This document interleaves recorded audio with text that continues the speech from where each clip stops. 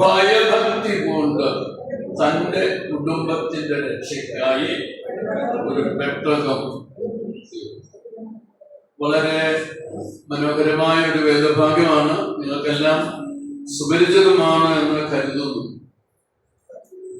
അതിന്റെ മേളിലെ വാക്യം ഇങ്ങനെയാണ് വായിക്കുന്നത്: എന്നാൽ വിശ്വാസം കൂടാതെ ദൈവത്തെ പ്രസാദിപ്പിക്കുവാൻ കഴിയുന്നതല്ല. ദൈവത്തിന്റെ അടുക്ക് വരുന്നവൻ ദൈവം ഉണ്ട് എന്നും തന്നെ അന്വേഷിക്കുന്നവർക്ക് പ്രതിഫലം കൊടുക്കുന്നു എന്നും വിശ്വസിക്കേണ്ടതല്ലയോ? എബ്രായ ലേഖനത്തിൽ വിശ്വാസം വിശ്വാസം വിശ്വാസം ധാരാളം പ്രാവശ്യം അതിങ്ങനെ പറഞ്ഞിട്ടുണ്ട്. തുടക്കം തന്നെ 11:1 വിശ്വാസം എന്ന വാക്ക് പറഞ്ഞ വിശ്വാസം എന്നത് ആശിക്കുന്നത് കാണാത്ത കാര്യങ്ങളെ നിശ്ചയം. വിശ്വാസം എന്ന് പറയുന്ന കാര്യം നമ്മൾ എത്ര പേർക്ക് ഉണ്ടെന്നുള്ളത് വളരെ ഗൗരവമുള്ള കാര്യമാണ്, പ്രധാനപ്പെട്ട കാര്യമാണ്. നമ്മുടെ എല്ലാം പേര് മറ്റു പലരും പറയുമ്പോ വിശ്വാസികൾ എന്ന് പറയും. ഈ സാധനം നമ്മുടെ ഉണ്ടോന്ന് അറിയത്തില്ല. ചില വീട്ടിലെ അമ്മച്ചിമാരൊക്കെ ഈ കറിയൊക്കെ ഉണ്ടാക്കാൻ എടുത്ത് കടുക് വറുക്കാൻ എടുത്ത് എണ്ണ ഒഴിച്ചാണ് തപ്പണത് കടുക് പാത്രം കാണത്തില്ല. അതുപോലെയാണ് കാര്യങ്ങൾ വരുമ്പോൾ വിശ്വാസികളുടെ വിശ്വാസം തപ്പണത് പലർക്കും കാണത്തില്ല. അതായത് പറഞ്ഞു ഉണ്ടോ എന്നൊന്ന് പരിശോധിക്കണം. അത് ഗലാത്യലേഖനത്തിൽ പൗലോസ് ഇങ്ങനെ പറയുന്നത് വായിക്കണ്ട, നിങ്ങൾ വിശ്വാസത്തിൽ ഇരിക്കുന്നു എന്ന് നിങ്ങൾ തന്നെ എന്ത് ചെയ്യണം? പരിശോധിക്കണം. ആ വിശ്വാസം തമ്മിൽ വ്യത്യാസമുണ്ട്. മലയാളത്തിൽ വിശ്വാസം എന്ന പദം ഒറ്റ വാക്കേ ഉള്ളൂ. ഇംഗ്ലീഷിൽ 2 പദങ്ങളുണ്ട്. ഇവിടെ 11-ാം അധ്യായത്തിൽ കൂടുതൽ ഉപയോഗിച്ചിരിക്കുന്ന വിശ്വാസം എന്ന പദത്തിന് ഉദ്ദേശിക്കുന്ന പദം ഇതാണ്, ഫെയ്ത്ത് എന്ന പദമാണ്. ഫെയ്ത്ത് നമുക്കെല്ലാം അറിയാം. അബ്രഹാം ദൈവത്തെ വിശ്വസിച്ചു. കർത്താവായ യേശുവിൽ വിശ്വസിക്കുക, പുത്രനിൽ വിശ്വസിക്കുന്നവന്. ഈ വിശ്വാസം എല്ലാം ഫെയ്ത്ത് അല്ല, അതെല്ലാം ബിലീവ് എന്ന പദമാണ്. ബിലീവ് പറയുന്നത് അറിയണം. അപ്പോ ഫെയ്ത്തും വിശ്വാസവും തമ്മിൽ വ്യത്യാസമുണ്ട്. ഇവിടെ തന്നെ 6-ാം വാക്യത്തിൽ വിശ്വാസം കൂടാതെ ദൈവത്തെ പ്രസാദിപ്പിക്കാൻ കഴിയുന്നതല്ല, അത് ഫെയ്ത്താണ്, വിശ്വാസം. ദൈവത്തിന്റെ അടുത്ത് വരുന്നവൻ ദൈവമുണ്ട് എന്നും തന്നെ അന്വേഷിക്കുന്നവർക്ക് പ്രതിഫലം കൊടുക്കുന്നു എന്നും. ആ വിശ്വാസം എന്ന് പറഞ്ഞാൽ ഫെയ്ത്ത് അല്ല, ബലിയാണ്. തമ്മിലുള്ള വ്യത്യാസം. ഇത് നിങ്ങളുടെ പാഷനാണ് എന്ന് പറയുന്നത് ഫെയ്ത്ത് അല്ല. ഒരാളുടെ മോൻ പറയാ ഇതെന്റെ പപ്പയാണ് എന്ന് പറയുന്നത് ഫെയ്ത്ത് അല്ല, സംഭവിച്ച കാര്യമാണ്.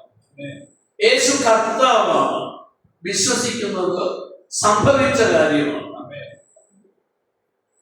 ഇനി അടുത്ത കാര്യം ഞാൻ എടുത്തു പറഞ്ഞ എന്റെ ഒരു ചിന്തയിൽ ഞാൻ പറഞ്ഞാൽ, ബിലീവേഴ്സിൽ ഉണ്ടാകേണ്ട വിശ്വാസമാണ്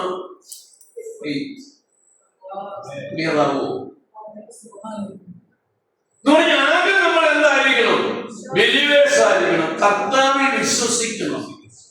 പുത്രനിലുള്ള വിശ്വാസം, കർത്താവിനുള്ള വ്യത്യാസം എന്ന് പറഞ്ഞാൽ ആദ്യം നിത്യജീവനെ പ്രാപിക്കണം. അതിനോടുള്ള ബന്ധത്തിലാണ് കാണാത്ത കാര്യങ്ങളുടെ നിശ്ചയം. എന്ന് പറഞ്ഞാൽ ആദ്യം യേശുക്രിസ്തുവിനെ വിശ്വസിക്കണം, പിന്നെ കർത്താവ് പറഞ്ഞ കാര്യങ്ങളെ വിശ്വസിക്കണം. അതെല്ലാം സംഭവിച്ചിട്ടില്ല, സംഭവിക്കുമെന്ന് പറഞ്ഞിരിക്കുന്ന കാര്യങ്ങളുണ്ട്. ആശിക്കുന്നതിന്റെ ഉറപ്പാണ്, കാണാത്ത കാര്യങ്ങളുടെ നിശ്ചയമാണ്. അതാണ് ഫെയ്ത്ത്. അപ്പം യേശുവിനെ വിശ്വസിക്കുക, ബിലീവ്, അവരിൽ ഉണ്ടാകേണ്ട കാര്യമാണ് ഫെയ്ത്ത്.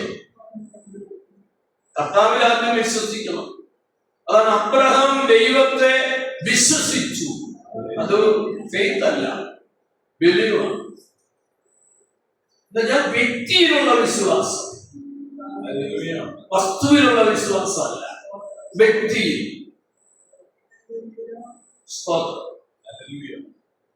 ജസ്റ്റ് ഞാനത് പറയുമ്പോൾ ഇതൊന്ന് മനസ്സിലായിരിക്കാൻ വേണ്ടി ആരംഭത്തിൽ ഞാൻ ഓർപ്പിച്ചു. ഇനി വേദഭാഗത്തിലേക്ക് വരാം. ദൈവത്തിന്റെ അടുക്ക വരുന്നവർ ആദ്യം അവര് ദൈവം ഉണ്ടെന്ന് വിശ്വസിക്കണം. ഒന്നാമത്തെ കാര്യമാണ്. അടുത്തത് ദൈവത്തെ അന്വേഷിക്കുന്നവന് പ്രതിഫലം കൊടുക്കുന്നുവെന്ന് വിശ്വസിക്കണം. രണ്ട് കാര്യം ഒന്ന് ഉറപ്പാക്കാം. ദൈവത്തിന് സ്തോത്രം. ഇനി ഈ വചനമൊക്കെ ധ്യാനിക്കുമ്പോൾ രാവിലെ ഓർപ്പിച്ചതുപോലെ മർക്കോസിന്റെ എടുത്ത് വായിക്കുന്ന മർക്കോസ് വിശേഷം 11-ാം അധ്യായത്തിൽ 23-ാമത്തെ വാക്യം വായിക്കുമ്പോൾ എഴുതിയിരിക്കുന്ന എങ്ങനെയാണ്? നിങ്ങളുടെ പ്രാർത്ഥനയിൽ വിശ്വസിച്ചുകൊണ്ട് പ്രാർത്ഥിച്ചാൽ അത് നിങ്ങൾക്ക് ബാക്കി പറയാമോ? വായിച്ചിട്ടില്ല. ജസ്റ്റ് ഒന്ന് വായിച്ച് എടുത്തെങ്കിൽ ആരെങ്കിലും പെട്ടെന്ന്.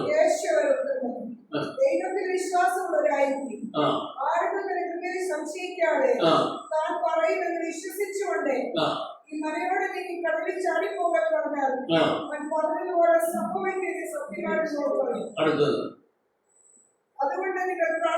അതുകൊണ്ട് ആ വാക്യം എത്ര വാക്യം?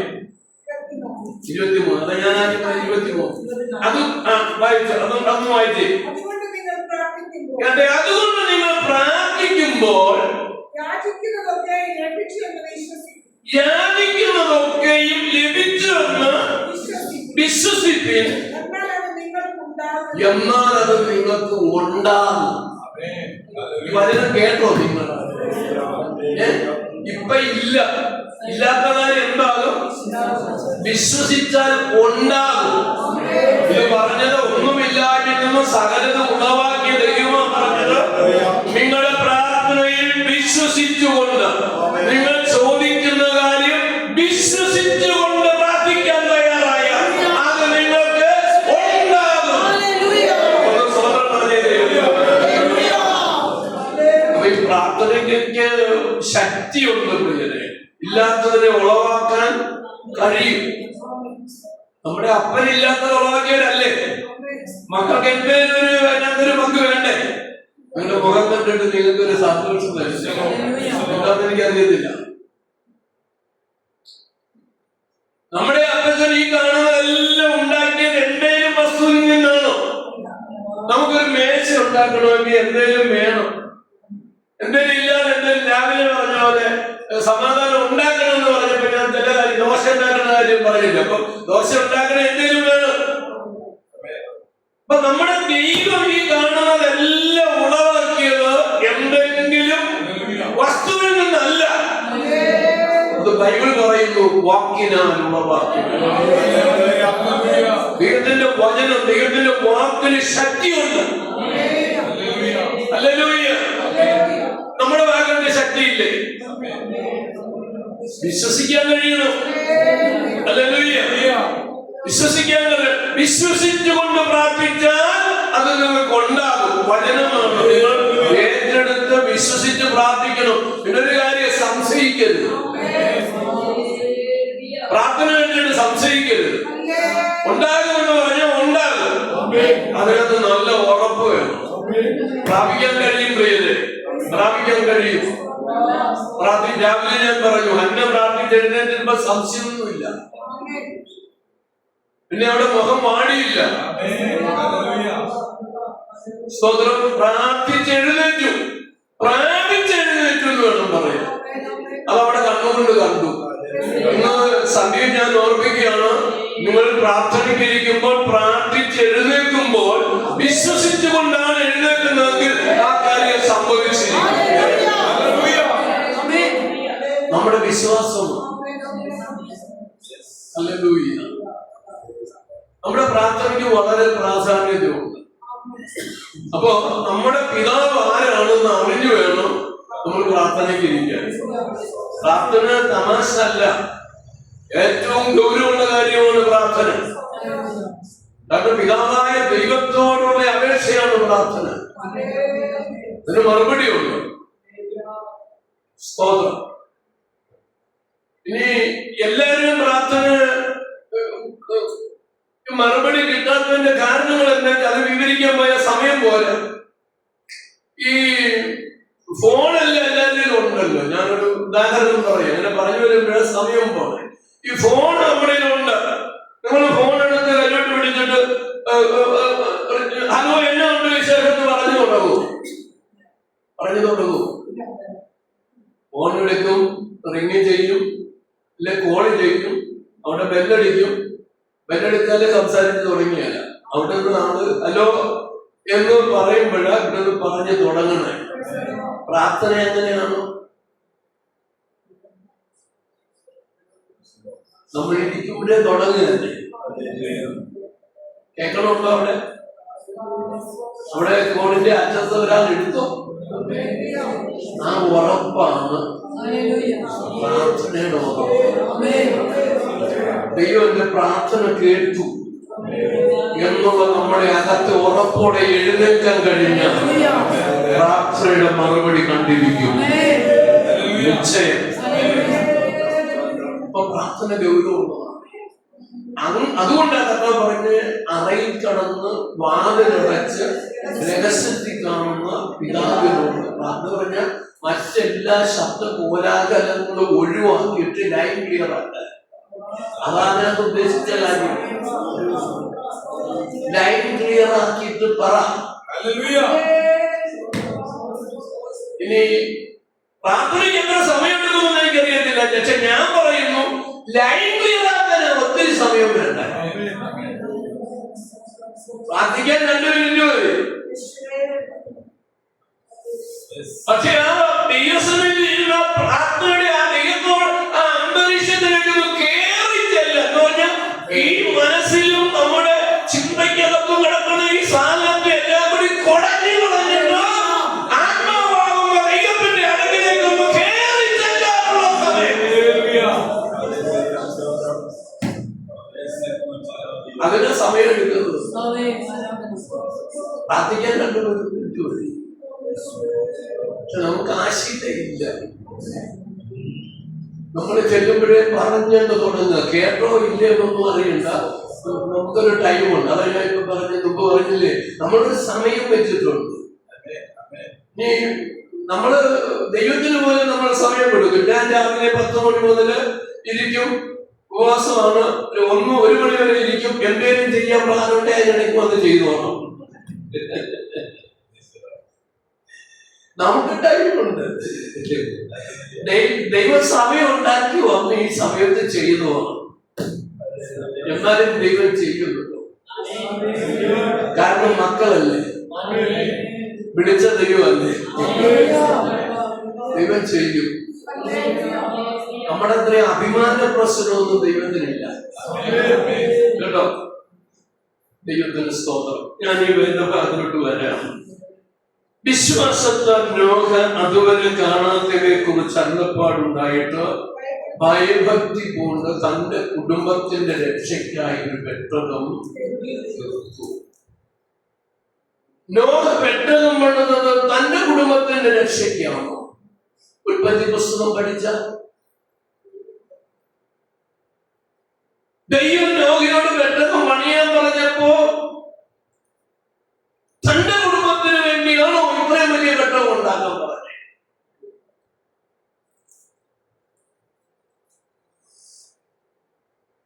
ഒരു 3 ആരും 8 പേർക്ക് കയറാനാണെങ്കിൽ ചെറിയൊരു പെട്ടകം പോലായിരുന്നു.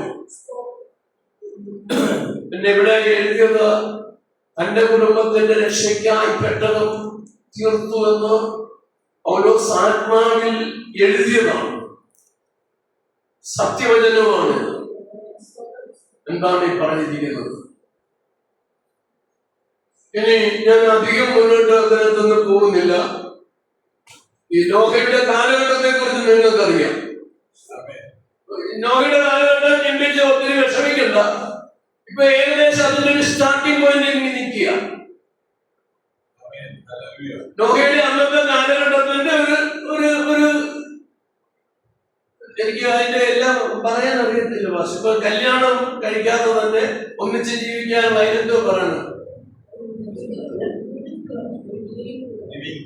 Living together. ആ കാലം എന്ന് പറയുന്നത് നോഹയുടെ കാലമാണ്. ഇഷ്ടമുള്ളവർക്ക് ഇഷ്ടമുള്ളവരുടെ കൂടെ ജീവിക്കാം. നോ ഇഷ്ടമില്ലാതെ ഒന്നുമല്ലോ, നീ വെക്കോ ഞാനും പോവോ, ഓക്കെ. ഈ കാലത്തിന്റെ പേരാണ് നോഹയുടെ. അപ്പൊ ശരിക്കും കർത്താവിന്റെ വരവ് നമ്മൾ പ്രതീക്ഷിക്കുന്നതിന് മുമ്പ് വരും. ഈ പൗലോസിന്റെയും പത്രോസിന്റെയും ഒക്കെ കാലഘട്ടത്തിൽ അവർ ആ സമയത്ത് വരും എന്നുള്ള ഭയങ്കര ആഗ്രഹത്തിലായിരുന്നത്. ഇപ്പൊ കൊല്ലം 2000 പിന്നിട്ട് ഇങ്ങോട്ട് വന്ന് 2025 ഇപ്പോഴത്തെ സഭക്കാരുടെ എല്ലാം വിശ്വാസം ഇപ്പോഴൊന്നും നടക്കുകയില്ല.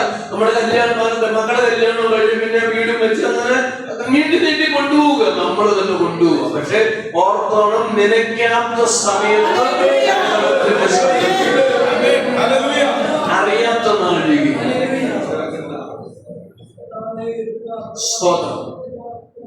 നോഹയുടെ കാലം, നോഹയുടെ കാലം എന്തായിരുന്നു എന്ന് അത് ഓർപ്പിച്ചതേ ഉള്ളൂ.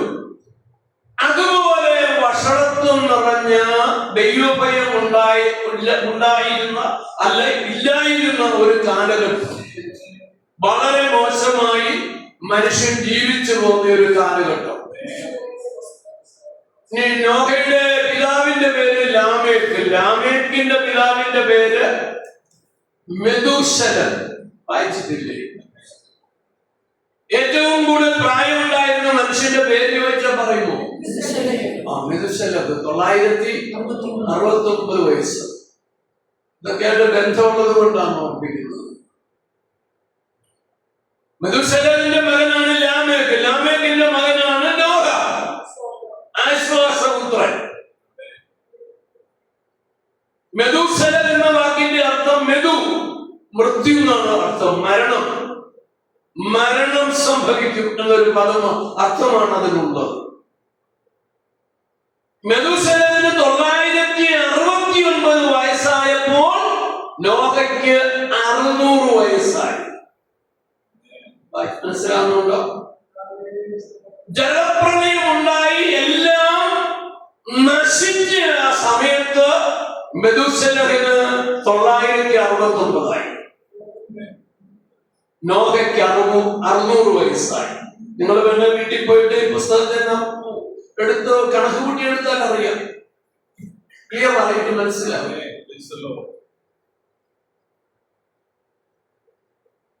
ഇനി ഈ ആയുസ് പറയാൻ ഒത്തിരി കാലമൊന്നും എടുത്തില്ല, ഞാനത് പറഞ്ഞു വരിക. മെഥൂശലന് 969 വർഷം ജീവിച്ചു. നോഹയുടെ കാലം വന്നപ്പോൾ ദൈവം പറഞ്ഞു ചുരുക്കുക. എത്രയിലോട്ട് ചുരുക്കി? ആയുസ് 120 കൊണ്ടുവന്നു. മോശയുടെ കാലമായപ്പോ മോശ പാടി. ദൈവം പറയുന്നതാണെന്ന് എനിക്ക് അറിയത്തില്ല. നോഹ പാടി ഏറിയാൽ 80 ഉണ്ടോ? നമുക്ക് പിന്നെ ഇല്ലാത്ത പറയണേ. ഏറിയ 70, പിന്നെ 80 വരെ പോയ കഷ്ടവും പ്രയാസവും ഒക്കെ ഉണ്ട്. 90 ആയിക്കോട്ടെ, 100 ആയിക്കോട്ടെ, 120 ആയിക്കോട്ടെ, പ്രശ്നമൊന്നുമില്ല. ദൈവം വെച്ചിരിക്കുന്ന ഒരു അളവ് 120. അവിടെ വരെയൊക്കെ പോകാൻ കേട്ടോ, കുഴപ്പമൊന്നുമില്ല. നോഹ ബുദ്ധിമുട്ട് കൊണ്ട് പറഞ്ഞതേ ഉള്ളൂ 80-70 ആയിക്കോട്ടെ. ദൈവം 120 വെച്ചത്. അതി താഴോട്ട് ഇപ്പോഴത്തെ കാലത്ത് അത്രയും പോണില്ല. പത്രങ്ങൾ എടുത്ത് നോക്കിക്കേ, 50, 55, 40, 60 കുറവാണ്. അപ്പൊ ഈ മരണവും പാപവുമായിട്ട് ഭയങ്കര ബന്ധമുണ്ട്. പാപത്തിന്റെ വർധനമാണ് മരണത്തിന്റെ സ്പീഡ് വർദ്ധിപ്പിക്കുന്നത്. അല്ല, ദൈവം കുറയ്ക്കുന്നതല്ല. ദൈവം മനുഷ്യനെ സൃഷ്ടിച്ചത് പോലും മരിക്കാനല്ല, ജീവിക്കാനാണ്. അതുകൊണ്ട് കർത്താവ് പറഞ്ഞു, എന്നെ വിശ്വസിക്കുന്നവൻ മരിച്ചാലും ജീവിക്കും, ജീവിച്ചിരുന്ന് എന്നെ വിശ്വസിക്കുന്നവൻ ഒരു നാളും. അപ്പൊ ദൈവത്തിന് മരിക്കാൻ ഇഷ്ടമുണ്ടോ? ഇല്ല. പാപമാണ് മരണത്തെ കൊണ്ടുവരുന്നത്. ഇത് ഞാനൊരു മുഖവരിയായിട്ട് പറഞ്ഞതാണ്. നോഹയുടെ കാലഘട്ടം ഉൽപ്പത്തി പഠിക്കുമ്പോൾ മനസ്സിലാകും. അപ്പോ മെഥൂശലനോട് പറഞ്ഞൊരു ദൂത് പോലെയാണ് ഈ കാര്യം സംഭവിച്ച നോഹയുടെ കാലത്ത് ഈ വെള്ളപ്പൊക്കം ജലപ്രളയം ഉണ്ടായി. ദൈവത്തിന്റെ മുൻനിർണയത്തിലുള്ള പദ്ധതിയാണ്. നോഹയുടെ കാലത്ത് ഇത് നടന്നു. ഇനി ആ സമയത്തെ കാര്യമാണ് ഇവിടെ എബ്രായ ലേഖനകാരനായ പൗലോസ് ഓർപ്പിക്കുന്നത്. വിശ്വാസത്താൽ നോഹ അതുവരെ കാണാത്തയെ കുറിച്ചുള്ള അരുളപ്പാടുണ്ടായിട്ട് ഭയഭക്തി കൊണ്ടു. ഒന്നാമത്തെ കാര്യമാണ് ദൈവാലോചനയുടെ മുമ്പിൽ, ദൈവവചനത്തിന്റെ മുമ്പിൽ ഭയഭക്തിയുള്ള ആളുകളുണ്ടോ? ഉണ്ടോ? നാട്ടുകാർക്ക് ദൈവഭയമില്ലെന്ന് നമ്മൾ പറയും. നമുക്കുണ്ടോ? ദൈവവചനം കേൾക്കുന്നതിന്റെ മുമ്പിൽ സങ്കീർത്തനക്കാരൻ എഴുതിയിട്ടുണ്ട്, തന്റെ വചനത്തിന്റെ മുമ്പിൽ വിറയ്ക്കുന്ന ഭക്തന്മാരായുള്ളവര്. അപ്പൊ ദൈവഭയം ഉണ്ടോ വചനത്തിന്റെ മുമ്പിൽ? ദൈവത്തിന്റെ അരുളപ്പാട് മോശയ്ക്ക് നോഹയ്ക്ക് ലഭിച്ചപ്പോഴേ അവനുണ്ടായ വികാരമാണ് ഭയഭക്തി കൊണ്ടു.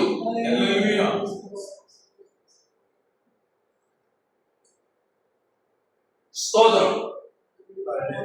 ഇനി പറഞ്ഞ കാര്യം അതുവരെ നടന്നിട്ടില്ലാത്തൊരു കാര്യമാണ്. നമ്മളോടൊക്കെ നീ ഒരു ദൂത് പറഞ്ഞാൽ നമ്മൾ ചിന്തിക്കും, നടക്കാൻ സാധ്യതയുണ്ടോ? ആർക്കെങ്കിലുമൊക്കെ അത് നടന്നിട്ടുണ്ടോ? നമ്മളിതെല്ലാം ചിന്തിച്ചിട്ട് പറഞ്ഞ ദൂത് ഏറ്റെടുക്കും. പക്ഷെ നോഹയോട് ദൈവം പെട്ടെന്ന് പണിതോ, മഴ പെയ്യാൻ പോകുക, ഈ സന്ദേശം നോഹയ്ക്ക് കൈമാറുമ്പോൾ മഴ എന്ന സംഭവം ഇല്ല. എന്ന് പറഞ്ഞാൽ മഴയെന്ന് പറഞ്ഞാൽ മേളിൽ നിന്ന് വെള്ളം താഴോട്ട് വരണം. പക്ഷെ അന്ന് വരെ അവര് കണ്ടിരിക്കുന്നത് താഴെ നിന്ന് മഞ്ഞ് പൊങ്ങി നനയുകയാണ്. അപ്പൊ ഇതുവരെ നടന്നതിന്റെ ഓപ്പോസിറ്റ് ആയിട്ടൊരു കാര്യം നടക്കാൻ പോകുകയാണെന്ന് പറഞ്ഞാൽ ശ്രദ്ധിക്കാൻ പറ്റുമോ? ഈ കാലഘട്ടത്തിൽ ജീവിച്ചിരിക്കുന്ന ആളുകളോട് ദൈവം പറയാ, നാളെ ഭൂമിക്കടിയിൽ നിന്ന് വെള്ളം മേലോട്ട് വരാൻ പോവുകയാണ്, മഴ നിർത്തി എന്ന് പറഞ്ഞാൽ ദൈവമക്കൾ വിശ്വസിക്കുമോ?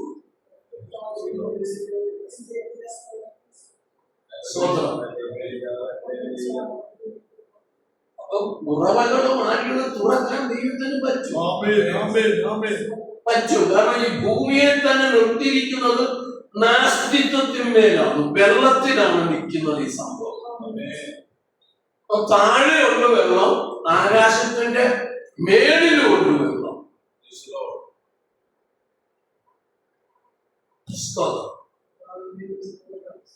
ഹല്ലേലൂയ. അപ്പൊ നോഹയോട് പറഞ്ഞപ്പോ ഞാൻ പറഞ്ഞു വന്ന കാര്യം, ഭയഭക്തി ഉണ്ടായി. നോഹയ്ക്ക് ഭയഭക്തി ഉണ്ടായി.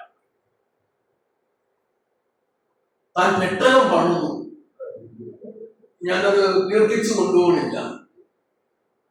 പെട്ടകം പണിത കാലഘട്ടം എന്ന് പറഞ്ഞാൽ വേഗം ചിന്തിച്ചു പോകാൻ നമുക്ക് സമയമില്ലാത്തത് കൊണ്ട് നോഹയുണ്ട്, നോഹയുടെ ഭാര്യയുണ്ട്, 3 ആൺമക്കളുണ്ട്, ആൺമക്കളുടെ 3 ഭാര്യമാരുണ്ട്, 3 6 2 8 പേരുണ്ട്. പെട്ടകം പണിയുകയാണ്, കപ്പല് പോലെ ഉദ്ദേശിച്ചു. 3 നിലയാണ്. ഇത് ദൈവം പറഞ്ഞ മാതൃകയിൽ പണിതു. നീളം, വീതി, ഉയരം ഒക്കെ ദൈവം പറഞ്ഞു. ഇനി എന്തുകൊണ്ട് പണിയണം അതും ദൈവം പറഞ്ഞു. ഗോപർമരം, ആഞ്ഞിലിയല്ല, തേക്കുമല്ല, മാവുമല്ല, ഗോപർമരം കൊണ്ട് പണിയണം. ഇന്നും അരാജാത്ത പർവ്വതത്തിന്റെ മുകളിൽ പെട്ടത് ഇരിപ്പുണ്ടെന്നാണ് പറഞ്ഞറിയാൻ കഴിഞ്ഞിട്ടുള്ളത്. ഇന്നും ആ തടിക്ക് കേടില്ല. വേറെ എന്തെങ്കിലും തടി കൊണ്ട് പറഞ്ഞിരുന്ന പോയത്. പക്ഷെ ദൈവം പറഞ്ഞതുപോലെ പണിതത് കൊണ്ട് ഇന്നും അത് അവിടെ ഇരിക്കുകയാണ്. അപ്പൊ ഇനി അടുത്തൊരു കാര്യം ഞാൻ പറയാം. ദൈവം ഈ പെട്ടകം പണിയാനായിട്ട് നോഹയോട് പറഞ്ഞപ്പോ നമ്മുടെ ചർച്ചിനോട് പറയുന്നെങ്കിൽ, ഇപ്പൊ ചർച്ചിനോട് പറയാ, ദൈവം ഇന്ന് രാത്രി നിങ്ങളുടെ പാസ്റ്ററോട് പറയാണ് ഒരു പെട്ടകം പണിയാൻ പറഞ്ഞ്, നാളെ പാസ്റ്റർ ഇവിടെ ഒന്ന് പറയും. എന്നോട് ദൈവം ഇന്ന് രാത്രി പറഞ്ഞു, സഭയായിട്ട് ഒരു പെട്ടകം പണിയണം. നിങ്ങളുടെ ജീവിതം എന്തായിരിക്കും? മിണ്ടുകയല്ല നിങ്ങളാരും. പക്ഷെ ഇപ്പൊ പെട്ടെന്ന് പണിയണമെന്നൊക്കെ പറഞ്ഞത് എങ്ങനെ?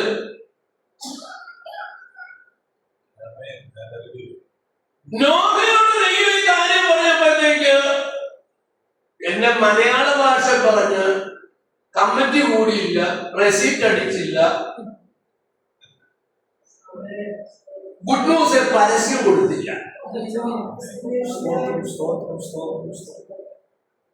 തന്റെ പറമ്പിലുണ്ടായിരുന്ന മരം ഉണ്ടായിരുന്നതൊക്കെ വെട്ടി നാട്ടിൽ നിന്ന് കിട്ടാവുന്നതൊക്കെ വിലക്ക് മേടിച്ചു.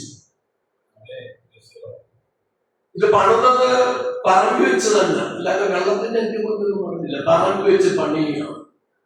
നിങ്ങള് ബോട്ട് പണിയെന്ന് കണ്ടിട്ടുണ്ടോ? ഇങ്ങനെ പണിതിട്ട് കാലെല്ലാം കൊടുത്ത് നിർത്തിയാണല്ലോ പറഞ്ഞത്. കരയ്ക്ക് വെച്ചായിരുന്നു പണിയുന്നത്. ഇതിങ്ങനെ നോഹയോട് പറഞ്ഞ പോലെ പണിയുകയാണ്. പൈസ ചെലവുണ്ട്. നോഹ പണിക്കാരെ കൊണ്ടുവന്ന് നിർത്തി പണിയിപ്പിക്കുകയാണ്.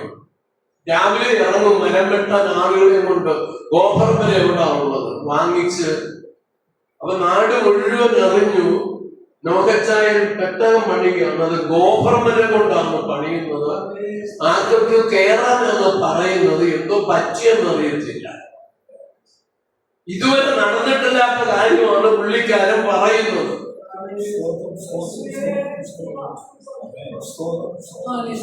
വീടുകളിൽ പോയി സുവിശേഷം പറയുന്ന ആളുകൾ ഇതിനകത്ത് ഇരിപ്പുണ്ടോ? ഉണ്ടോ? മിണ്ടുന്നില്ല. എന്താണെന്ന് അറിയത്തില്ല. എന്നോടുള്ള പിണക്കാണോ? ഞാൻ പോകും, 8 മണി കഴിയുമ്പോൾ പോകും. പിണങ്ങല്ല.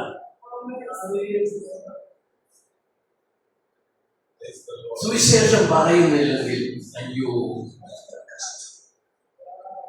സ്വാർത്ഥനാണ് നിങ്ങൾ എന്ന് ഞാൻ പറയുന്നില്ല. ഇത്രയും വലിയ സത്യം അറിഞ്ഞിട്ട് ഇതൊന്നും പറയാൻ പറ്റിയില്ലെങ്കിൽ എന്നാലും എന്നെ ദൈവം വൈകുന്നതോടെ അയച്ചത്. സുവിശേഷം പറയണേ. സ്നേഹമുള്ളവരോടെങ്കിലും, നിങ്ങൾക്ക് സ്നേഹമുണ്ടെന്ന് പറയുന്നവരോടെങ്കിലും നിങ്ങൾ സുവിശേഷം പറയണേ. സത്യത്തിൽ സ്നേഹമുണ്ടോ? നിങ്ങളുടെ കൂടെ, നിങ്ങളുടെ തോളെ കൈയിട്ട് നിങ്ങളോട് വർത്തമാനം പറയുന്ന, നിങ്ങളുടെ കൂടെ ഇരിക്കുന്ന ആളുകൾ നാളെ മരിച്ചാൽ നരകത്തിൽ പോകുന്നുള്ള ആളുകൾ നിങ്ങളുടെ അകത്തുണ്ടായിട്ടും നിങ്ങൾ വാ തുറന്ന് സുവിശേഷം പറയുന്നില്ലെങ്കിൽ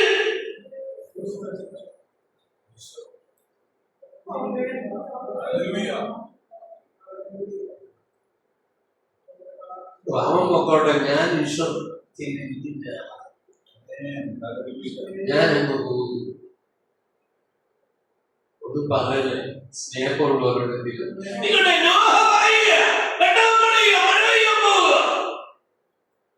ആരോട് കാശ് ചോദിച്ചില്ല. ഞാൻ എന്റെ ജില്ല പറഞ്ഞാൽ പണിയങ്ങോട്ട് നടന്നു വന്നപ്പോ പൈസ ഇല്ലാൻ തീർന്നു കാണും, ചിലപ്പോ സ്ഥലം വിറ്റ് കാണും. ഇനി ആ മക്കൾ കല്യാണം കഴിച്ചു വന്ന ഭാര്യമാരുടെ കഴുത്തിൽ കിടന്നതും കാലിലൊക്കെ ഊരിയെടുത്ത് വിറ്റ് കാണും. ഇന്നത്തെ പോലെ മൊബൈൽ ഫോൺ ഇല്ലാഞ്ഞതുകൊണ്ട് പെമ്പിള്ളേർക്ക് വിളിച്ചു പറഞ്ഞ് പപ്പായെ മമ്മി ഇവിടെ ഊരുക എന്ന് പറയാൻ നോക്കിട്ടില്ല.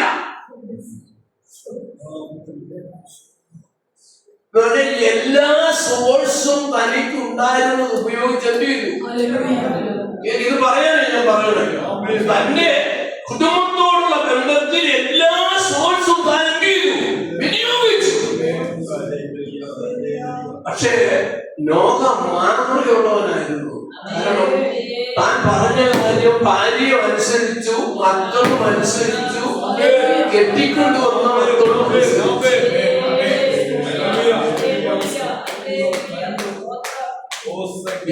ഇപ്പൊ പല വീടുകളിലും പിള്ളേരോട് വർത്താനം പറയാൻ അപ്പന്മാർക്കും പേരില്ല. ഓടല്ലേ?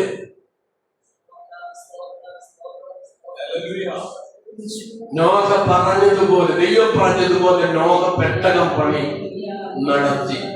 ഞാൻ അങ്ങനെ പറഞ്ഞ് വേഗത്തിൽ അങ്ങോട്ട് വിടുകയാണ്. പെട്ടകം പണി തീർന്നു.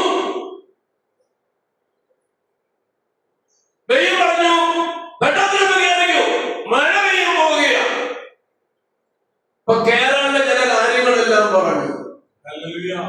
എന്റെ ചെല്ലൻ പറഞ്ഞ സിംഹം കയറി, കരടി കയറി, ആന കയറി, ഏറ്റവും പതുക്കെ ഇഴഞ്ഞു വരുന്ന ഒച്ചു വരെ കയറി.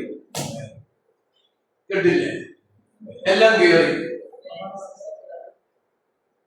കഴിഞ്ഞപ്പോഴത്തേക്കും സമയമായപ്പോ പണിത് നോക്കിയാണെങ്കിലും വാതില് ദൈവം അടച്ചു. ഈ സഭക്കാരൊക്കെ ഇവിടെ ഇല്ലല്ലോ. ഞാൻ ശ്രദ്ധിച്ചായിരുന്നു, ഈ സഭയൊക്കെ ഇപ്പം ഹോള് പണിയുമ്പോ, മതില് പണിയുമ്പോ ചിലര് എഴുതി വെക്കും സ്പോൺസർ പുഴഞ്ഞു, അങ്ങനെ എഴുതി.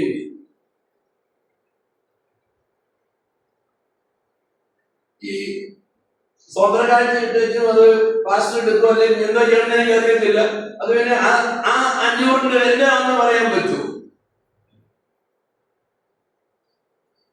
ഈ യാഗത്തിന് കൊണ്ടുവന്നിട്ട് വെള്ളക്കാളെ, കറുത്തകാളെ, ജമലക്കാളെ കൊണ്ടുവന്ന് അങ്ങോട്ട് കൊടുത്തിട്ട് പുരോഹിതന്മാർ അപ്പുറത്ത് കൊണ്ട് ഇതിന്റെ തൊലി പൊളിച്ചിട്ട് യാഗപീഠത്തിൽ കൊണ്ടിട്ട് ഇത് എന്റെ കാലെന്ന് പറയാൻ പറ്റും.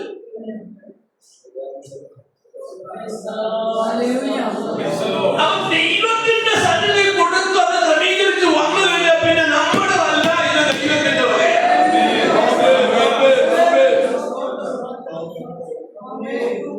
അപ്പൊ പണിതത് നോഹിയാണെങ്കിലും ഇപ്പൊ വാതിലടക്കുന്ന ദൈവമാണ്. ഉത്തരവാദി സ്വർഗത്തിലെ ദൈവമാണ്. നോഹെ ഭാര്യയും മക്കളും 3 പേരും കയറി, 8 പേര് കയറി.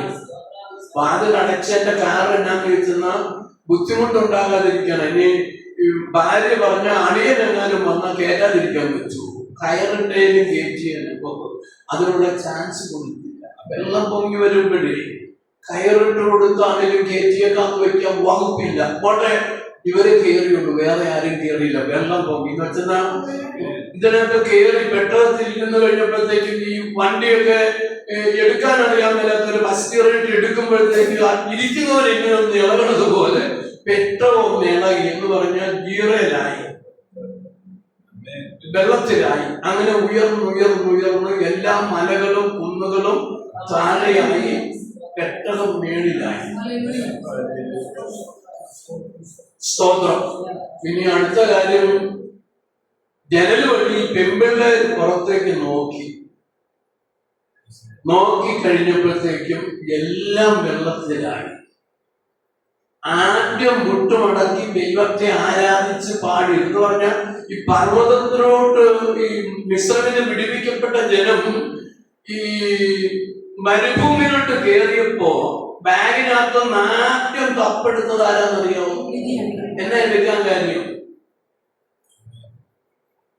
ദൈവത്തിന്റെ ആലോചന പ്രാപിച്ച അപ്പനും അമ്മയും വീട്ടിൽ, യോക്കേബേദും അമ്രാമും മോശയുടെ അപ്പനും അമ്മയും വീട്ടിൽ മുട്ടുമടക്കിയിരിക്കുമ്പോ ആ ദൈവപ്രവൃത്തി കാണാൻ വേണ്ടി ആശ്ചര്യത്ത് വന്ന് കാത്തു നിന്നയാളുടെ പേര് അമിരിയ.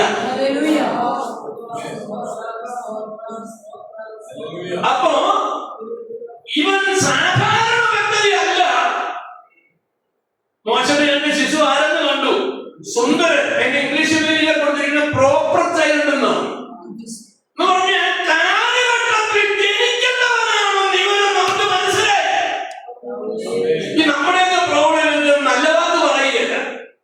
പലപ്പോഴും പോകണം പിള്ളേര് മാറ്റി മേടിച്ചു വരുമ്പോൾ 100-20 ആയിരിക്കും കിട്ടുന്നത്. ഞാനൊരു സത്യം വന്നപ്പോ ഒരു കൊച്ചിന് വേണ്ടി പ്രാർത്ഥിക്കാൻ കൊണ്ടുവന്നു. അപ്പനും അമ്മയും അപ്പൊ ദൈവം എന്നോട് പറഞ്ഞു, കൊച്ചിന് വേണ്ടിയാണ് പ്രാർത്ഥിക്കാൻ, അപ്പന് വേണ്ടി പ്രാർത്ഥിക്കാൻ പറഞ്ഞു. അപ്പൊ എനിക്ക് ഒരു കൊച്ചിന് വേണ്ടി പ്രാർത്ഥിക്കാൻ ഒരു ബുദ്ധി കുറവാ. അപ്പൻ പറയും പ്രാർത്ഥിക്കണം ഈ കൊച്ചിന് വേണ്ടി. ഞാൻ പ്രാർത്ഥിക്കാൻ വേണ്ടി എന്നപ്പോഴത്തേക്കും തക്കാളിയോട് പറയാ, അവന് വേണ്ടി ഈ അപ്പന് വേണ്ടി പ്രാർത്ഥിക്കും. ഞാൻ പറഞ്ഞു സഹോദരൻ കൊണ്ടുപോകണത് അല്ല, കൊച്ചിന് വേണ്ടിയാ. മനസ്സിലായി. ദൈവം പറഞ്ഞു നിങ്ങൾക്ക് വേണ്ടി പ്രാർത്ഥിക്കാൻ. ഞാൻ തലേ കഴിച്ച് ചോദിച്ചു, എന്നാ ദൈവം പ്രാർത്ഥിക്കേണ്ടത്? ദൈവം പ്രാർത്ഥിക്കേണ്ടത് എന്താണെന്ന് പറഞ്ഞതെന്ന് ഞാൻ പ്രാർത്ഥിച്ചു കഴിഞ്ഞപ്പോഴത്തേക്ക് പ്രാർത്ഥന കേട്ടുകൊണ്ടിരുന്നപ്പോ ഈ കൊച്ചിന്റെ അമ്മ പറയുകയാണ്, ഇവന് 15-20 മാർഗം മേടിച്ചിട്ട് വരുമ്പോ ഈ പുള്ളിക്കാരൻ പറയും, ഞാൻ പ്രതീക്ഷിച്ചത് ആനവണ്ടിയായിരുന്നു. മോനെ ആനവട്ട മേടിച്ചിട്ട് വരുമെന്നാ പ്രതീക്ഷിച്ച് 20 കിട്ടിയതോടാണ്. അപ്പൊ ആദ്യം തലയിൽ കൈവച്ചത് അവന്റെ അപ്പന്റെ തലയല്ല. ഇവിടെ ഞാൻ ആദ്യം തലയിൽ കൈവക്കുന്നതിലും പറയുക, തലമുറയെ നോക്കി നല്ല വാക്ക് പറയാൻ കഴിയും. 100-ൽ 10 കൊണ്ടുവന്നാലും 20 കൊണ്ടുവരുമ്പോഴും സാരമില്ല, ദൈവം അനുഗ്രഹിക്കും. നീ പ്രാർത്ഥിക്കുക, ഞാൻ പ്രാർത്ഥിക്കുക, ദൈവം നാളെ അത് മാറ്റി തരുമെന്ന് പറയാനൊരു മനസ്സുണ്ടെങ്കിൽ അവര് ദൈവപ്രവൃത്തി കാണും. ശരി, അനുസരണക്കേട് കുഞ്ഞുങ്ങൾക്കുണ്ടെങ്കിൽ അപ്പനും അമ്മയും മുഴുവടക്കി പ്രാർത്ഥിക്കണം. അവൻ ഉറങ്ങി കഴിയുമ്പോഴേക്കും ചെന്ന് തലയെ കൈവച്ചിട്ട് എന്റെ കർത്താവ് എന്റെ കുഞ്ഞിനെ അനുഗ്രഹിക്കണം, അവന് നല്ല വെച്ച് കൊടുക്കണേ, ഒന്ന് പ്രാർത്ഥിക്കണേ. വൈകിട്ടൊന്ന് ഞാൻ വന്നിട്ട് ദൂത് പറഞ്ഞില്ലൊന്നും പറയരുത്. കുഞ്ഞുങ്ങൾക്ക് വേണ്ടി പ്രാർത്ഥിക്കണം. വാ തുറന്ന് നല്ലത് പറയണം, നല്ലത് പ്രതീക്ഷിക്കണം. തലമുറകളെ നോക്കി ഞാന് ഈ പള്ളിക്കൂടത്തിൽ പഠിച്ചിരുന്ന കാലഘട്ടത്തിൽ ഇച്ചിരി കുരുത്തക്കേടൊക്കെ ഉണ്ടായിരുന്നു. കിട്ടുന്ന പൈസ സൈക്കിൾ ഓട്ടാനൊക്കെ അന്ന് ഉത്സാഹമുണ്ട്. എടുത്തോണ്ട് പോയി കാശൊക്കെ അങ്ങനെ കളയും. അപ്പൊ അമ്മയാണ് പണിയെടുത്തിട്ട് 2 തല്ലൊക്കെ തരുമ്പോ അച്ഛൻ പറയും, തല്ലണ്ട, അവൻ നന്നാകും. കേൾക്കുന്നുണ്ടോ? എന്റെ അച്ഛൻ പറഞ്ഞ കാര്യമാണ്. ഞാൻ കുരുത്തങ്കട്ട് നടന്നപ്പോ എന്റെ അച്ഛൻ പറഞ്ഞതാണ്, അവനെങ്ങനെ തല്ലണ്ട, അവൻ എന്ത് ചെയ്യും? നന്നാകും. അച്ഛന്റെ അമ്മയുടെ തല്ലല്ല ഞാൻ നന്നാകാൻ കാരണം സ്വർഗത്തിലെ അമ്മച്ചന്റെ വിളിയാണ്. നിങ്ങൾ പറഞ്ഞു തുടങ്ങ്, എന്റെ തലമുറ നന്നാകുമെന്ന് പറഞ്ഞു തുടങ്ങ്, എന്റെ കുഞ്ഞുങ്ങൾ അനുഗ്രഹിക്കപ്പെടുമെന്ന് പറഞ്ഞു തുടങ്ങ്. ദൈവം ഒരു അത്ഭുതം ചെയ്യാൻ മതിയായ ദൈവമാണ്. ഇനി ഞാൻ ദീർഘിപ്പിക്കുന്നില്ല. പെട്ടകത്തിനകത്ത് ഇവരെല്ലാം കയറി. ഞാൻ പറഞ്ഞല്ലോ, ഈ പെൺകുഞ്ഞുങ്ങൾ ആദ്യം മുട്ടുമടക്കി. ഞാൻ ഇപ്പൊ പറഞ്ഞതുപോലെ മോശയുടെ പെങ്ങളാണ് ആദ്യം തപ്പെടുത്ത് പാടി. കാരണം അവളാണ് ഈ അത്ഭുതം കണ്ടത്. അരി തുറന്ന് കണ്ടത് അവളാ. കൊണ്ട വെച്ചിട്ട് നഷ്ടപ്പെട്ടു പോണതല്ല, കൊട്ടാരത്തിൽ നിന്ന് രാജകുമാരിനെ കൊണ്ടുവന്ന് കണ്ണുകൊണ്ട് കണ്ടവളാണ് വലിയ. അതുപോലെ ഈ പെൺകൊച്ചുങ്ങള് സ്വർണം മലയെല്ലാം ഊരി കൊടുത്തതാ. ഇവരിപ്പോ നോക്കിയപ്പോ എല്ലാം വെള്ളത്തിനടിയിലായി. ഒരു മുഴങ്ങാൻ മുടങ്ങി, മുട്ടുമുടങ്ങി, കരമുയർത്തി ദൈവത്തെ മഹത്വപ്പെടുത്തി. ഞാൻ എന്റെ ചിന്ത പറയുക, അവരിങ്ങനെ പറഞ്ഞു കാണും, വല പോയാലല്ല, മഴ പോയാലല്ല, രക്ഷപ്പെട്ടില്ലേ? രാത്രി തിരിച്ചറിഞ്ഞോണം. അതുകൊണ്ടാണ് ഞാൻ പറഞ്ഞത്, നാട്ടുകാർക്കെല്ലാം കേറാനാ പെട്ടകം പണിതത്. പക്ഷേ പലരെ ഒന്ന് വെച്ച് ആണിയടിച്ച് പെട്ടകം പണിതത് ദൈവത്തിന്റെ വചനം പറയുക നാട്ടുകാർക്ക് വേണ്ടിയല്ല, നോഹയുടെ തലമുറയ്ക്ക് വേണ്ടിയാണ്.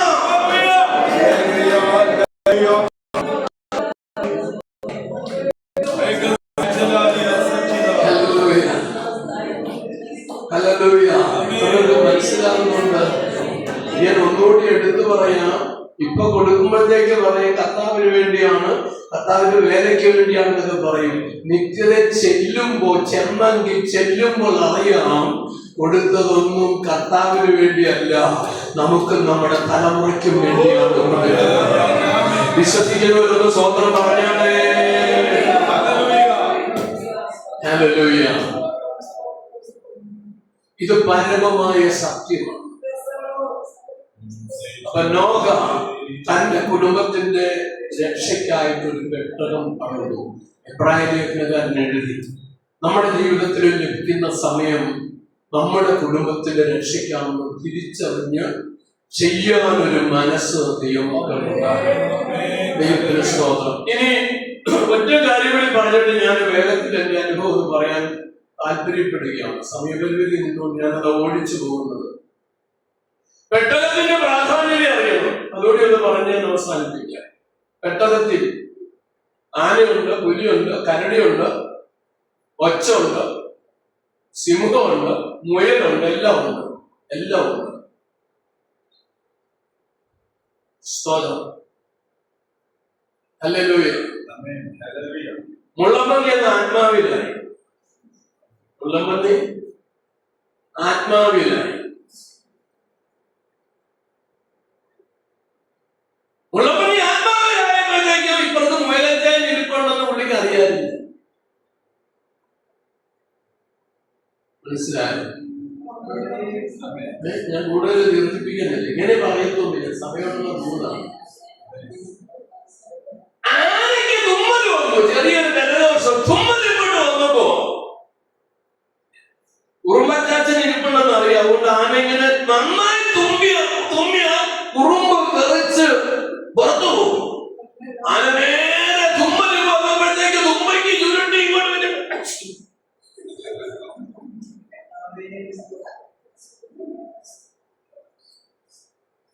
പെട്ടകത്തിനകത്തെ ആന ഉറുമ്പിനെ പരിഗണിച്ചു. മുള്ളം മമ്മി അടുത്തിരിക്കുന്ന മുയലച്ചായനെ പരിഗണിച്ചു. ഇത് ആത്മാവെന്ന് പറയണം.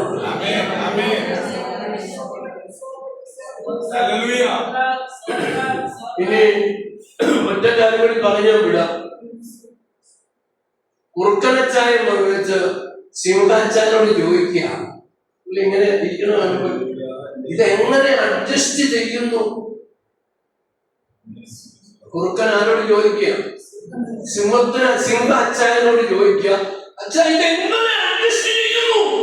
സിംഹം ചാടി കൊണ്ട് എഴുന്നേറ്റ് അഡ്ജസ്റ്റോ ആത്മാവല്ലേ നടത്തുന്നത്? മനസ്സിലാവുന്നു?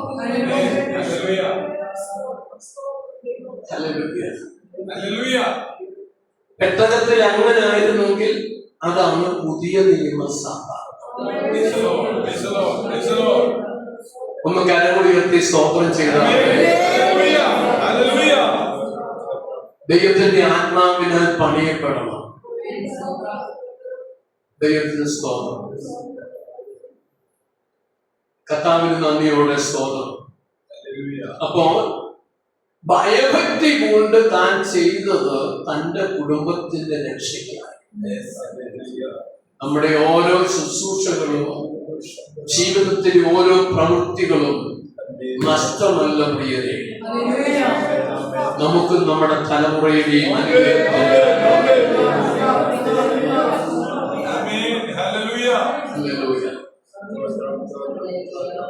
ദൈവത്തിന് സ്തോത്രം. എന്റെ പേര് ബാബു എന്നാണ്, കെ ബാബു. കരുവടയിൽ കരുണാകരൻ ബാബു, അതാണ് ഫുൾ നെയിം. 94 യേശുവിനെ അറിയാൻ എനിക്ക് ഭാഗ്യം ലഭിച്ചത്. 94 ഒരു ഹൈന്ദവ കുടുംബത്തിൽ ജനിച്ചു വളർന്നു. പെട്ടെന്ന് പറയാം, വിദ്യാഭ്യാസാനന്തരം ബിസിനസ്സുകളിലേക്ക് തിരിഞ്ഞു. ഹോട്ടൽ പലചരക്കടയൊക്കെ എനിക്കുണ്ടായിരുന്നു. അപ്പോൾ തന്നെ അല്പം പൊതുപ്രവർത്തനങ്ങളിലായിരുന്നു. SNDP യോഗ പ്രവർത്തകനായിരുന്നു. ഒരു ജാതി, ഒരു മതം, ഒരു ദൈവം, മനുഷ്യന് എന്ന് 100 കണക്കിന് പ്രസംഗിച്ചിട്ടുണ്ട്. ജാതിഭേദം, മതദ്വേഷം ഏതുമില്ലാതെ സർവരും സോദരത്തേന വാഴുന്ന മാതൃകാസ്ഥാനമാണ് ഇതെന്ന ഭജനമഠത്തിന്റെ ഭിത്തികളിൽ എഴുതി വെച്ചിട്ടുണ്ട്, എഴുതിപ്പിച്ചിട്ടുണ്ട്. പറഞ്ഞ കാര്യം നടന്നിട്ടില്ല. അത് നടക്കുന്നുവെങ്കിൽ നടക്കുന്നത് സഭയിലാണ്. മിണ്ടുന്നില്ല. ജാതിഭേദം, മതദ്വേഷം ഏതുമില്ലാതെ സർവ്വങ്ങൾ മിണ്ടാത്തതിന്റെ കാരണം എനിക്കറിയാം. ഉല്ലോസി കല്യാണ പരസ്യം കൊടുക്കുന്നവരല്ലേ നിങ്ങൾ, അതുകൊണ്ടാണ് മിണ്ടാത്ത. ഞാൻ വിശദീകരിക്കണമല്ലോ. വിശദീകരിക്കണമെങ്കിൽ ഇത് കഴിഞ്ഞിട്ട് എന്റെ അടുത്ത് വന്നാൽ മതി, ഞാൻ അവർക്ക് വിശദീകരണം ഉണ്ടായി.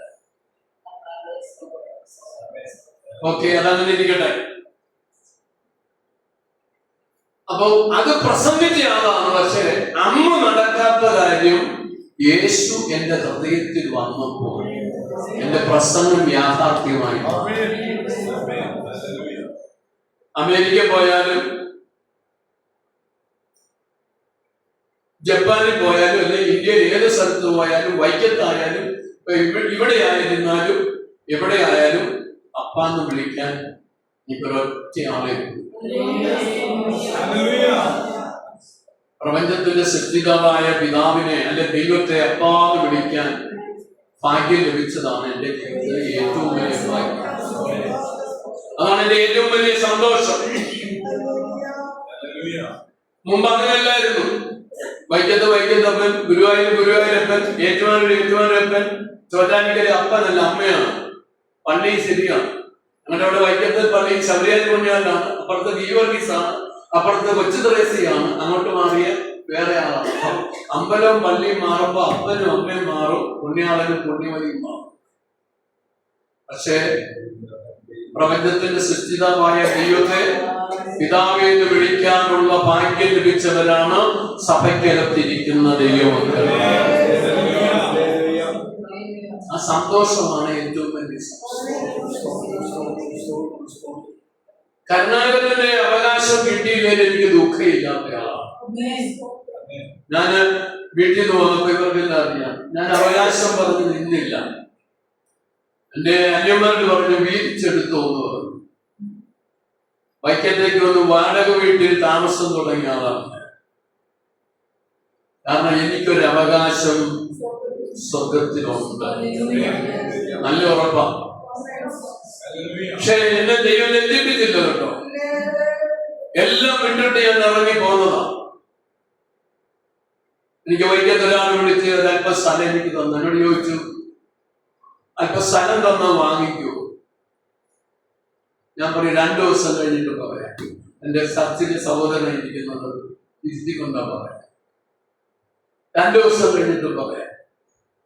ഞാൻ പ്രാർത്ഥിച്ചു. ദൈവം എന്നെ ആ കാര്യത്തിൽ ഉത്സാഹിപ്പിച്ചതുകൊണ്ട് ഞാൻ പറഞ്ഞു കുഴപ്പമില്ല, സന്തോഷത്തോടെ തന്നാ വാങ്ങിക്കാം. അദ്ദേഹം എഴുതി തന്നു. എഴുത്തുകൂലി മാത്രം, അതും എന്റെ കയ്യിൽ നിന്ന് ചെലവായില്ല. സന്തോഷത്തോടെ ഞാൻ ഒരാളെ വിളിച്ചു പറഞ്ഞു, എനിക്ക് ഇതുപോലെ സ്ഥലം ഒരാൾ തരാന്ന് വെച്ചു. അതിന് ചെലവൊന്നുമില്ല, അതിന്റെ പ്രമാണ ചെലവ് മാത്രം മുടക്കിയാൽ മതി. അതിനെന്തോ ചെലവ് വരും. ഞാൻ ചെലവിന്റെ കാര്യം പറഞ്ഞു. പിറ്റേ ദിവസം പുള്ളി ആ പൈസ അക്കൗണ്ടിൽ ഇട്ടു. 5 പൈസ ചെലവില്ലാതെ എന്റെ പേര് സ്ഥലം. ഞാനിങ്ങനെ പ്രസംഗിക്കുമ്പോ വിശ്വാസത്തെ കുറിച്ച് ഒത്തിരി പ്രസംഗിക്കുന്നയാളാണ്. സ്ഥലമെല്ലാം വാങ്ങിയിട്ട് ഒരു 4-5 മാസം കഴിഞ്ഞപ്പോഴത്തേക്കും എന്റെ പ്രസംഗം കേട്ട ഒരാൾ ദൂരെ ഉള്ളിലേക്ക് ചോദിച്ചു, വീടുപണി തുടങ്ങിയോ? ഇല്ല. പറയില്ല. അതിനെ തുടങ്ങാതെ, ഞങ്ങളോടൊക്കെ ഭയങ്കര വിശ്വാസം പറയുന്ന ആളാണ്, എന്നെ തുടങ്ങാതെ. ഞാൻ പറയും തുടങ്ങും. പിന്നെ എന്നെ തുടങ്ങണേ? അതൊക്കെ ഇങ്ങനെ വർത്താനം പറയും. ഞാൻ പറയും പെട്ടെന്ന് തുടങ്ങുമെന്ന് പറയും. പുള്ളിക്കാരൻ 1 ലക്ഷം രൂപ അയച്ചത് പറഞ്ഞ് കിണർ കുഴിച്ച് ലൈൻ എടുത്ത് റെഡിയാക്കിയിട്ട് അടുത്ത കാര്യങ്ങൾ പെട്ടെന്ന് ചെയ്തോണെന്ന് പറഞ്ഞു. ഞാൻ പറഞ്ഞു ഉത്തരവ് പോലെ ചെയ്യാൻ പറഞ്ഞു.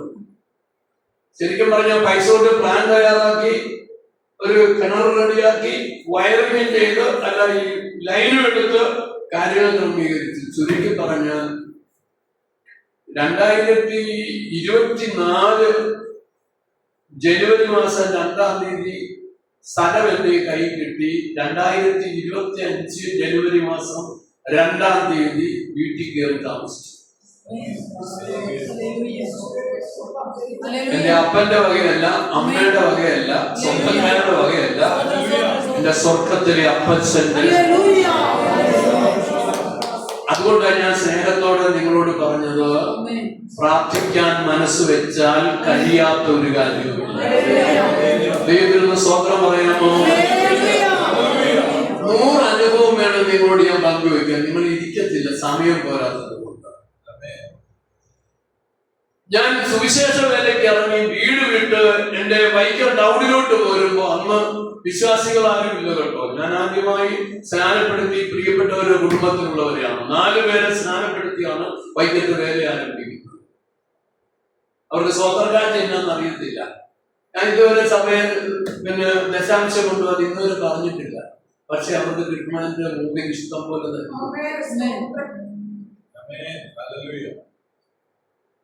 എനിക്ക് കുറവൊന്നുമില്ല.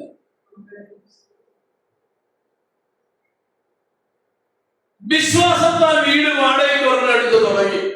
എന്റെ 2ാമത്തെ എന്നോട് പറഞ്ഞു, 2 പെൺപിള്ളേരാന്ന് ഓർത്തോളം. വീട് വിട്ട് സാധനം പെരക്കി വെച്ച് പോകാൻ നേരത്ത് എന്റെ അനിയൻ എന്നെ ഓർമ്മിച്ച കാര്യമാണ്, അച്ഛാച്ചന് 2 പെൺപിള്ളേരാണെന്ന് ഓർത്തോളം. ഞാൻ തിരിച്ചു പറഞ്ഞു, നിനക്കും എനിക്ക് ഓർമ്മ വന്നില്ലേ? ഓർമ്മയുള്ള ഒരാളുണ്ടെന്ന്. ശരിക്കും എന്റെ മൂത്ത മോള് കുടുംബ കർത്താവിന്റെ വേലയിലാണ്. ബീഹാറിലായിരുന്നു ഒരു കർത്താവിന്റെ വേലയിൽ, ഇപ്പൊ വൈക്കത്തുണ്ട്. അവിടെ കല്യാണം ഞാനൊന്നും അല്ല നടത്തിയത്, ദൈവമാണ് നടത്തിയത്. ഇതൊന്നും കരുതി വെച്ചിട്ടില്ല പ്രിയ. ഒക്കെ വിവാഹാലോചന വന്നു, പൈസയൊന്നും ഇല്ലാത്ത സമയത്താണ്. അപ്പൊ അവരോട് ഞാൻ സമയം ചോദിച്ചപ്പോ എന്തിനാ സമയം പറയാൻ, ഞാൻ ഒന്നും റെഡിയാവില്ല. അതിന് നിങ്ങൾ മോളെ തന്നാ മതി. ഒന്നും ചോദിച്ചില്ല, കല്യാണം നടത്തി കൊടുത്താൽ മതി എന്ന് പറഞ്ഞു. പക്ഷെ ഞാൻ കുറച്ച് പൈസ അവർക്ക് കൊടുത്തു. വെളിയിൽ പോകാൻ ഒരു അവസരം കിട്ടി, അല്പം പൈസ കൂടി ഞാൻ അവർക്ക് കൊടുത്തു. ഒരു വേലയ്ക്ക് വേണ്ടി പോയ വീട്ടിൽ സാധനം വാങ്ങിക്കാനുള്ള പൈസ ദൈവം എന്നെ തന്നു. എല്ലാം ദൈവം തന്നു. രണ്ടാമത്തെ മോളെ BSc ഒറ്റോട്ടറി പഠിക്കാൻ കൊണ്ടുപോയി കോലാർ കർണാടകയിൽ ചേർക്കുമ്പോ പൈസയൊന്നുമില്ല, വിശ്വാസത്താൽ ചേർന്നു. ഫീസ് കൊടുക്കുന്ന സമയത്ത് പറയും, പപ്പായെ അടുത്ത ആഴ്ച ഫീസ് കൊടുക്കണം. ഞാൻ പറയും കൊടുക്കും, പൈസ ഒന്നുമില്ല. പക്ഷെ ഒരു ഇൻസ്റ്റാൾമെന്റ് പോലും മുടങ്ങിയിട്ടില്ല. വിശ്വാസത്താൽ. ഞാൻ ഇപ്പോഴും ഓർക്കുന്നു, ഒരു സമയത്ത് ഫീസ് കൊടുക്കാനായിട്ട് 90,000 രൂപ കൊടുക്കാനായിട്ട് 4 കൊടുക്കണം. എന്റെ ഇപ്പൊ വരെ പൈസയില്ല. അന്ന് രാവിലെ മോള് വിളിച്ചു, നാളെ ലാസ്റ്റ് ഡേറ്റ് ആണ്, കൊടുക്കേണ്ട ദിവസമാണ്, അതിനെന്നെ കൊടുക്കും. ഇന്ന് വരെ പറഞ്ഞിട്ടില്ല കൊടുക്കുകയെന്ന്. അന്ന് കോളേജിൽ നിന്ന് ഒരു പ്രിയപ്പെട്ടവൻ എന്നെ വിളിക്കുക, പാസ്റ്റർ ഇന്ന് ഫ്രീ ആണോ, വീട്ടിൽ വരാമോ എന്ന് പ്രാർത്ഥിക്കാം. ഞാൻ പറയും വരാമല്ലോ, കുഴപ്പമില്ല, പ്രാർത്ഥിക്കാം. ഇതിനു മുമ്പ് ഞാൻ അവരുടെ ഒരു വിഷയത്തിന് പ്രാർത്ഥിച്ച് ദൈവം ഒരു അത്ഭുതം ചെയ്തിട്ടുണ്ടാവും.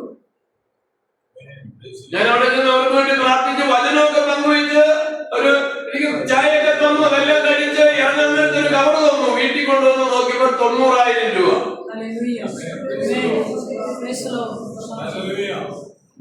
അപ്പൊ നമ്മുടെ ആവശ്യം അറിയാമോ?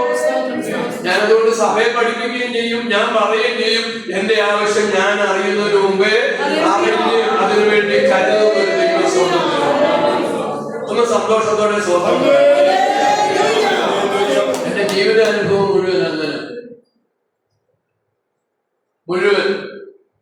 ഞാൻ വിദേശത്ത് പോയി, എല്ലാം പറയാൻ നേരില്ല. വിദേശത്ത് പോയി ആദ്യത്തെ മീറ്റിങ്ങിന് വേണ്ടിയിട്ട് ജന്മക്കാരൻ ഇറങ്ങിയ ഷൂവിന്റെ ആ താഴത്തെ ആ ഒട്ടിച്ചിരിക്കുന്ന സാധനം പൊട്ടി, ഇതുകൊണ്ട് പോകാൻ പറ്റും.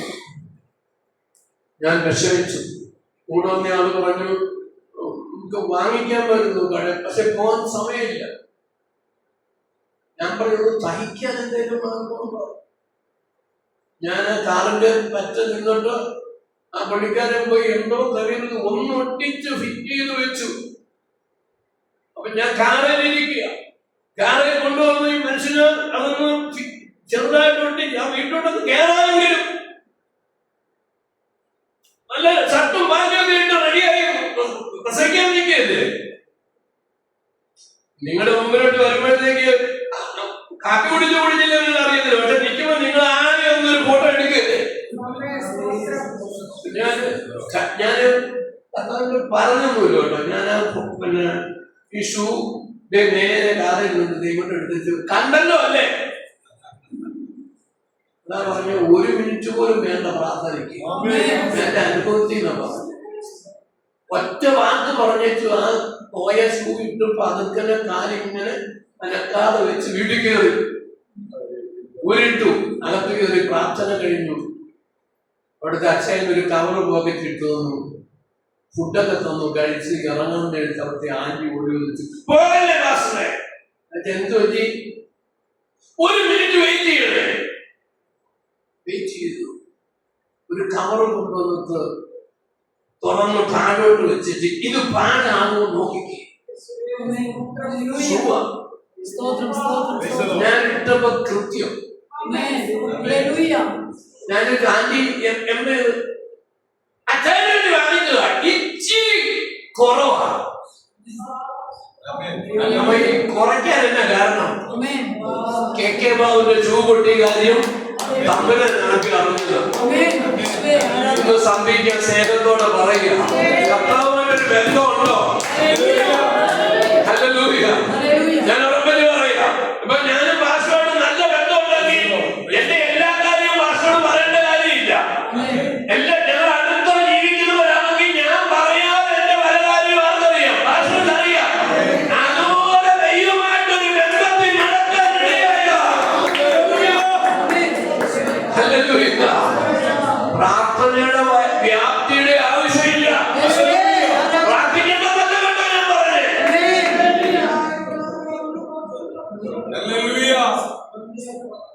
അതുകൊണ്ട് ഒരു മനുഷ്യൻ നടന്ന് ക്ഷീണിക്കാൻ അനുവദിച്ചില്ല, എടുത്തു ദൈവം. എത്ര മനസ്സിലാക്കുന്നുണ്ട്? ഇതുപോലെ എന്റെ ജീവിതത്തിൽ അത്ഭുതം ചെയ്തിട്ടുണ്ട്. ഇത്തരം കാര്യം പറഞ്ഞാൽ ധാരാളം കാര്യങ്ങൾ പറയാനുണ്ട്, സമയത്തോട്. കർത്താവിനെ അറിയാൻ ഭാഗ്യം കിട്ടിയെന്ന് പറയുമ്പോ സിമ്പിൾ അല്ല. ഞാൻ ബിസിനസ്സിലൊക്കെ ഇരിക്കുന്ന സമയത്ത് വൈകുന്നേരം എറണാകുളം പോകുന്ന റൂട്ടിൽ നാലാടം എന്ന് പറയുന്ന സ്ഥലത്ത് ഒരു ഹോട്ടലും വൈകിട്ട് പലചരക്കടയും നടത്തിക്കൊണ്ടിരിക്കുന്ന സമയം രാവിലെ ഞാൻ ഒരു 5 മണിക്ക് എഴുന്നേറ്റ് ഹോട്ടലിലേക്ക് പോകും. ഉച്ച കഴിയുമ്പോഴത്തേക്ക് പൊതുപ്രവർത്തന കാര്യങ്ങൾക്കൊക്കെ ആയിട്ട് പോകും. രാത്രി ഇച്ചിരി വൈകിയാണ് മിക്കവാറും വീട്ടിൽ വരുന്നത്. 10 മണി 11 മണിക്കൊക്കെ വരും. എന്നിട്ട് രാവിലെ എഴുന്നേറ്റ് വീണ്ടും പോകും. ഇതാണ് എന്റെ അനുദിന ജീവിതം. ഒരു ദിവസം രാവിലെ ഞാൻ എഴുന്നേറ്റ് 5 മണി കഴിഞ്ഞ് എഴുന്നേറ്റ് ഹോട്ടലിലേക്ക് പോയി. 6 മണിക്ക് മുമ്പ് ഹോട്ടലിലെത്തി. 10 മിനിറ്റ് കഴിഞ്ഞപ്പോ വീട്ടിൽ നിന്ന് എന്റെ വൈഫ് വിളിച്ചു. 6 മണിയാകുന്ന സ്ഥലത്ത് വിളിച്ചിട്ട് പറഞ്ഞു, അച്ഛന്റെ പെങ്ങൾ അപ്പച്ചി എന്നാണ് വിളിക്കുന്നത്, മരിച്ചു, പെട്ടെന്ന് വരണം. ഞാൻ പോരുമ്പോ ഉറക്കത്തിലാണ്. എന്റെ ഭാര്യ എഴുന്നേറ്റ് കടുകാപ്പി ഉണ്ടാക്കിക്കൊണ്ട് കൊടുക്കുമ്പോ വിളിക്കുമ്പോ അറിഞ്ഞു എഴുന്നേക്കുന്നില്ല, മരിച്ചു. പരിശോധിച്ചപ്പോ സൈലന്റ് അല്ല. ഹിന്ദുക്കളുടെ ആചാരപ്രകാരം സംസ്കാരം നടത്തി. വീണ്ടും ഞങ്ങൾ മുന്നോട്ട് ജീവിക്കാൻ തുടങ്ങി. ഫെബ്രുവരി മാസം 94 ഫെബ്രുവരി മാസം 5-ാം തീയതിയാണ് അപ്പച്ചിയുടെ മരണം.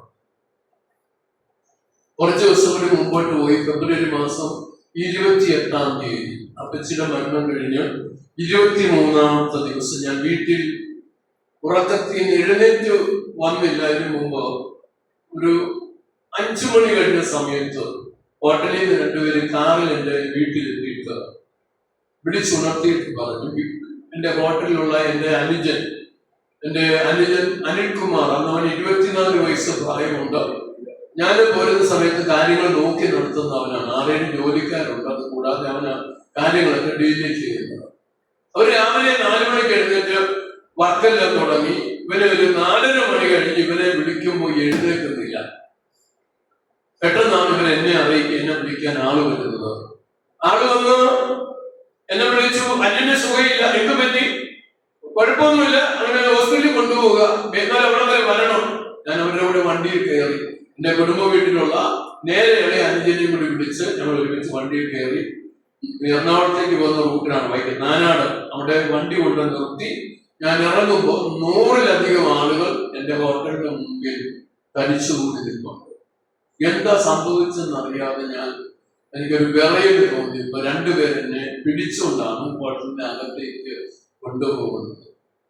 ഞാൻ ഹോട്ടലിന്റെ അകത്തേക്ക് ചെന്ന് റൂമിനകത്ത് കിടക്കുന്ന ഒരു ടേബിളിലേക്ക് ചെന്ന് നോക്കിയപ്പോഴാണ് എന്റെ 24 വയസ്സുള്ള എന്നേക്കാൾ ആരോഗ്യവാനായ എന്റെ സഹോദരൻ ടേബിളിൽ മരിച്ച് കടന്നു കിടക്കുകയാണ്. നിലവിളി